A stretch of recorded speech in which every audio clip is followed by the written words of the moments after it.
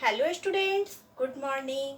I am Vatika Sinha. Welcome to Vatika English Classes. आज मैं आपके लिए लेके आई हूँ क्लास 10th के 4th chapter from the diary of Anne Frank. ये बहुत इंपॉर्टेंट चैप्टर है। ये सिर्फ क्लास 10th के लिए ही नहीं, आपके होलसम स्टडीज के लिए इंपॉर्टेंट चैप्टर है। आप लोगों को हमेशा सुनने को मिलता होगा एन ए फ्रैंक के बारे में। ये कौन है, इनकी डायरी इतनी मशहूर क्यों है, इतनी फेमस क्यों है। सभी लोग डायरीज लिखते हैं, बहुत लोग डायरी मेंटेन करते हैं, कुछ अपने पर्सनल व्यूज रखते हैं, प्रोफेशनल व्यूज रखते हैं, लेकिन कुछ ऐसी बातें तो जरूर रही होगी कि ये डायरी इतनी फेमस हुई। ये फर्स्ट फ्लाइट बुक के 4th चैप्टर है आपके। इससे पहले भी मैंने वीडियोस अपलोड किए हैं class 10th, 11th, 12th, 9th सभी के लिए। आप उसे जरूर चेकआउट करिए। क्लास 8 के वीडियोस अभी चल रहे हैं, as well as grammar section अभी चल रहा है। प्रोनाउन किस तरह से यूज होते हैं, प्रोनाउन के सीरीज चल रहे हैं चैनल पर, उसके लिंक मैं नीचे मेंशन कर दूंगी। और क्लास 10th के जो फुटप्रिंट्स विदाउट फिट बुक है, उसके भी लिंक मैं डिस्क्रिप्शन बॉक्स में मेंशन कर दूंगी। आप उसे जरूर चेकआउट करिए, आपके लिए बहुत हेल्पफुल होगा। आज हम लोग स्टार्ट करते हैं from the diary of Anne Frank. ये इतनी फेमस क्यों हुई उसके बारे में आज हम लोग पढ़ते हैं। आइए देखते हैं। एन ए फ्रैंक जिनका जो बर्थ है वो 1929 में हुआ, इनकी डेथ 1945 में हो गई। अब आप लोगों को देख के लग रहा होगा कि महज 15-16 वर्ष की उम्र में ही इनकी डेथ हो गई, तो इनकी लिखी गई बातें इतनी फेमस क्यों हुई। इतने कम उम्र में तो लोग लिखना भी उतने अच्छे से नहीं समझ पाते, शब्दों को संजोना नहीं समझ पाते, तो फिर ऐसी क्या बात रही होगी कि इनकी लिखी गई बातों पे इतना प्रकाश डाला गया, इतना इम्पोर्टेंट इसको नोटिस देखा गया। आज हम लोग इस पे बात करेंगे। आइए स्टोरी स्टार्ट करते हैं। Anneliese Mary Anne Frank, born on 1929 and death on 1945, was a German. She was a Jewish girl who wrote while in hiding with the family and 4 friends in Amsterdam during the German occupation in the Netherlands in World War II. अब क्या हुआ, इनके बारे में बताया जाता है कि जो एने फ्रैंक थी, इनका जन्म तो मैंने बता दिया। क्या होता है कि वर्ल्ड वॉर सेकेंड, जो कि वर्ल्ड वॉर सेकेंड चला था काफ़ी लंबे समय तक, 1939 से 1945 तक चला था। इसमें क्या हुआ था कि हिटलर जो थे उसने बहुत आक्रोशित होके लोगों को कंसंट्रेशन कैंप में भेजना शुरू किया था। कंसंट्रेशन कैंप वैसा कैंप होता है जहाँ पर लोगों को भेज दिया जाता है, टॉर्चर किया जाता है, परेशान किया जाता है। उसी समय वर्ल्ड वॉर 2 का ये सब चित्रण यहाँ पर दिखाया गया है, सभी बातों को यहाँ पर रखा गया है। तो उस समय की बात है जब ये अपने फैमिली को लेके दूसरी जगह एम्स्टर्डम में सेट हो गई थी। वहां पर इन लोगों को ले गया था ताकि अपनी जान बचा सके। Her family had moved to Amsterdam after the Nazis gained power in Germany, but she was trapped when the Nazi occupation extended the Netherlands. As persecution extended, the Jewish population increased. The family went in July 1949 in hidden rooms in her Frank office building. After 2 years of hiding, the group was betrayed and transported to the concentration camp system where Anne died of typhus in Bergen-Belsen within days of her sister Margaret Frank. Her father, the only survivor of the group, returned to Amsterdam after the war ended to find that her diary has been saved. Convinced that it was a unique record, he took action to have it published in English under the name The Diary of a Young Girl. अब क्या हुआ, जैसे कि मैंने बताया, concentration camp में लोगों को भेज दिया गया। वहाँ पे बहुत लोग सरवाइव नहीं कर पाए। उनमें से एक एने फ्रैंक भी थी। इनकी भी डेथ हो जाती है। इनकी बहन के बाद इनकी बहन की डेथ होती है, उसके बाद इनकी भी डेथ हो जाती है। लेकिन उन सब के बाद इनके फादर बच जाते हैं, उन सब चीज़ों से सरवाइव कर पाते हैं उनके फादर। वो जब वापस अपने घर आते हैं, मतलब एम्स्टर्डम में जब आते हैं, तो वो एक रिटन रिकॉर्ड के तौर पर उनको एक डायरी देखने को मिलती है। वो डायरी देख के उन्हें बहुत आश्चर्य होता है कि ये आखिर क्या है। तो इन्हें पता चलता है कि ये इनकी बेटी के द्वारा लिखा गया एक संदेश है, एक डायरी है। वो उन्हें काफ़ी प्रभावित करता है और ये सोचते हैं कि इसे इंग्लिश में हम लोग पब्लिश कराएंगे, इंग्लिश बुक सेंटर के थ्रू इसे हम लोग पब्लिश कराएंगे और लोगों को पढ़ने का मौका मिलेगा। ऐसी कुछ खास बातें तो उसमें रही होगी।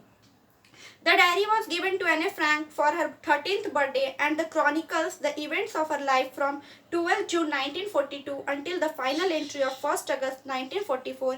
It was eventually translated from its original Dutch into many languages and become one of the world's most widely read books. अब क्या होता है, इनकी जो 13th बर्थडे मतलब एने फ्रैंक की जब 13th बर्थडे रहती है उस वक्त उनके फैमिली उनको वो एक गिफ्ट देते हैं डायरी, ताकि वो कुछ चीज़ों को लिख सके। उस डायरी में उन्होंने बहुत ज़्यादा समय के तो कुछ लिखे नहीं, 13th बर्थडे में उन्हें मिला था और 15th प्लस होते होते उनकी डेथ भी हो गई थी। बट उसी टाइम जो भी इंसिडेंट्स हुए उन्होंने उसको इतने अच्छे से कैप्चर करके अपने वर्ड्स में ढाला, अपने वर्ड्स में लिखा कि इनके फादर को लगा कि इसे सभी लोगों को पढ़ना चाहिए। और डच लैंग्वेज में लिखा था, लेकिन इसे सभी लैंग्वेजेस में पब्लिश कराने का उन्होंने सोचा। There have also been several films, television and theatrical productions and even an opera based on her diary described as the work of a mature and insightful mind. The diary provides an intimate examination of daily life under Nazi occupation. Anne Frank has become one of the most renowned and discussed of the Holocaust victims. अब क्या हुआ, इनकी जो diary थी वो सिर्फ एक diary के तौर पे ही नहीं, उस डायरी के थ्रू टेलीविजन्स में फिल्म बने, बहुत सारी चीज़ें प्रकाशित हुई, टेलीकास्ट किए गए उस डायरी को लेकर के। और तो और उस डायरी में उन्होंने सभी बातों को लिखा गया था। इसे सबसे महत्वपूर्ण धरोहर के रूप में देखा गया। हॉलोकास्ट विक्टिम मतलब वहाँ पे जो भी त्रासदी हुई उसमें वो किस तरह से पीड़ित के तौर पर वो रही, उन्होंने उन सब की व्याख्या, उन सब को डिस्क्राइब किया था, इसलिए उनकी डायरी इतनी फेमस हुई। आगे देखते हैं हम लोग। Writing in a diary is a really strange experience for someone like me, not only became I have ever written anything before, but because it seems to be that later on neither I nor anyone else will be interested in the musings of a 13-year-old schoolgirl. Oh well, it doesn't matter. I feel like writing and I have an even greater need to get all kinds of things off to my chest. Paper has more patience than people. I thought of this saying on one of those days when I was feeling a little depressed and was sitting at home with my chin in my hands, bored and listless, wondering whether to stay or go out. I finally stayed where I was, brooding. Yes, paper has done more patience, and since I am not planning to let anyone else read this stiff-backed notebook grandly referred to as a diary, unless I should ever find a real friend, it probably won't make a bit of difference.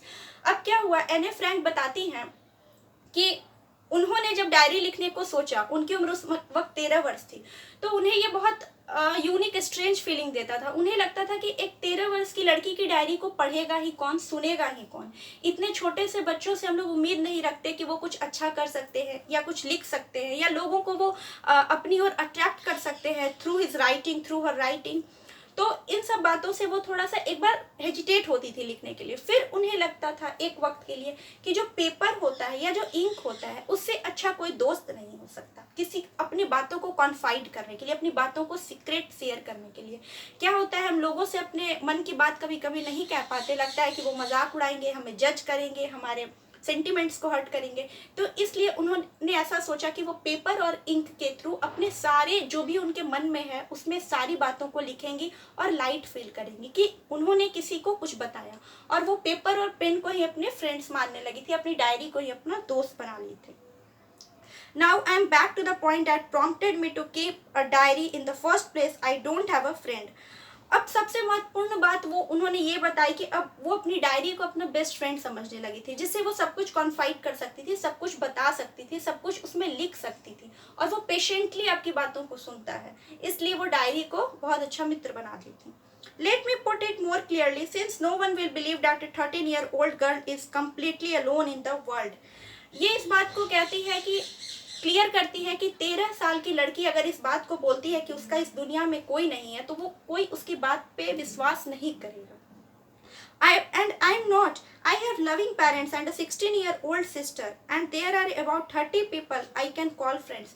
I have a family, loving aunts, and a good home. No, on the surface I seem to have everything except my one true friend All I think about when I am with friends is having a good time. I can't bring myself to talk about anything but ordinary everyday things. We don't seem to be able to get any closer, and that's the problem. Maybe it's my fault that we don't confide in each other. In any case, that's how things are, and unfortunately, they are not reliable to change. This is why I have started the diary. और सही भी बात है, वो खुद कहती है कि ऐसा सही में कोई विश्वास नहीं करेगा, और ऐसा था भी नहीं. मेरी फैमिली थी, मेरे माँ थी, मेरे पापा थे, मेरी आंट थी, मेरा घर था, मेरी बहन थी, सब कुछ थे मेरे पास. कहने को मेरे पास 30 से भी ज़्यादा दोस्त थे. एक अच्छी दोस्त थी जिससे मैं सब कुछ बता सकती थी, कॉन्फाइड कर सकती थी.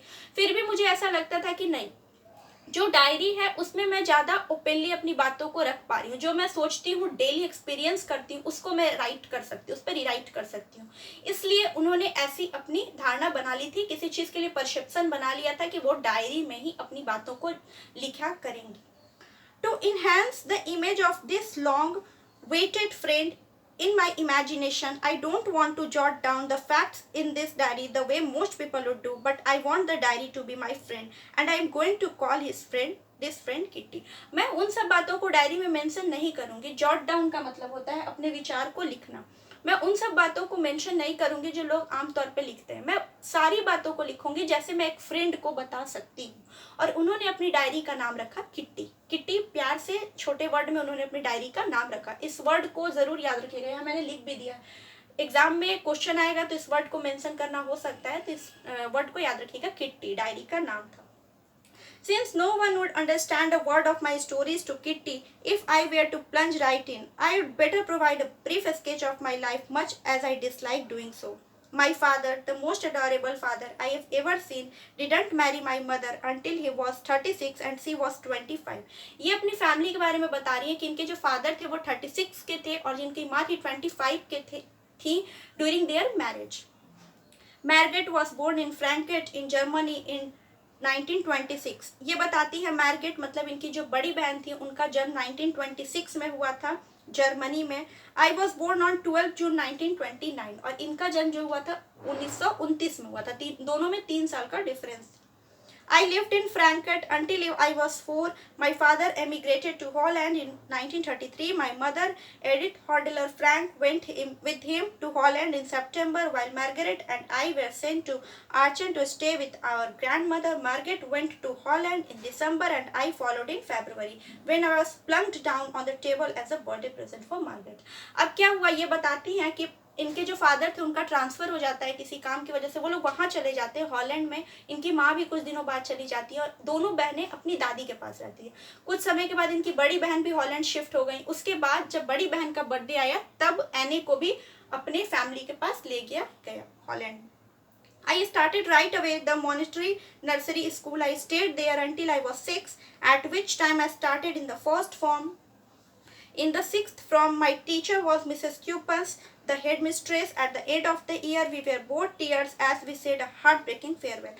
अब ये बताती है कि इनका नर्सरी स्कूल में एडमिशन हो जाता है और एडमिशन के बाद इनकी जो मिस है, इनकी जो मैम है, उनसे इनकी अच्छी बॉन्डिंग हो जाती है. जब फेयरवेल होता है तो दोनों काफ़ी रोती हैं, मतलब एक दूसरे से अलग होना नहीं चाहती. In the summer of 1941, Grandma fell ill and had to have an option, so my birthday passed with little celebration.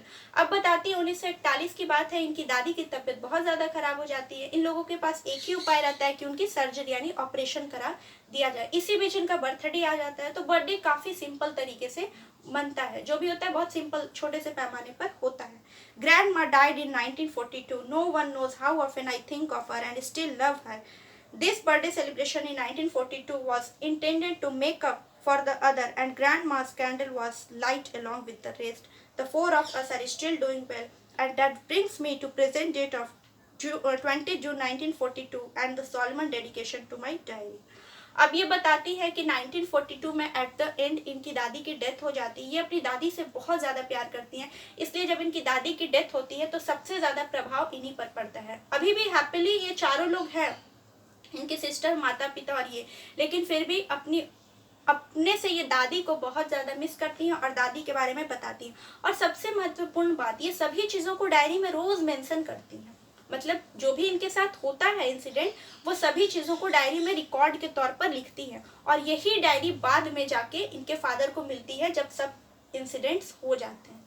ये था पार्ट फर्स्ट इस वीडियो का। स्टोरी काफ़ी लॉन्ग है, इसे 2 पार्ट सेपरेट किए जाएंगे। पार्ट फर्स्ट जरूर देखें।